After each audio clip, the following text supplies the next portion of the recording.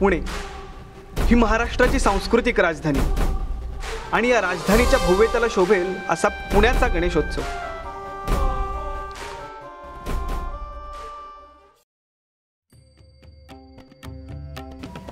मोरया मोरयाच्या गजरात आणि भक्तिभाव अंतःकरणाने होणाऱ्या गर्दीची आस लावून बसलेला तो.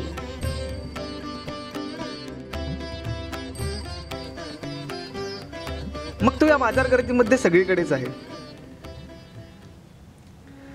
आपल्या लाडक्या बाप्पाला भेटायला आलेल्या बालगोपालांचा आनंद द्विगुणित करण्यासाठी फुगेवाला असो, खेळणीवाला असो किंवा बासरीवाला असो, दुसऱ्यांचे घर तेजोमय करण्यासाठी स्वतः पितळीचे देव विकणारा असो किंवा श्रींचे वस्त्र विकणारा वस्त्रवाला असो, श्रीचरणी विकण्यासाठी श्रीफळ विकणारा असो किंवा हराळी विकणारा असो,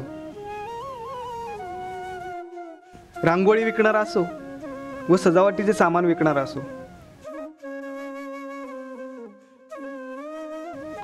किंवा हळदी कुंकू विकणारा असो,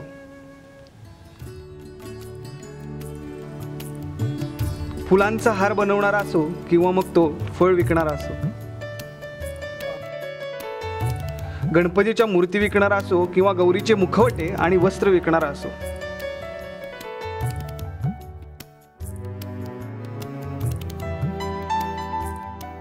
किंवा मग तो दुसऱ्याचं उदरभरण व्हावं म्हणून समाधानाने खाऊ घालणारा हॉटेलवाला असो, या सगळ्यांचा पैसा कमवणं हाच खरा धर्म असू शकतो का?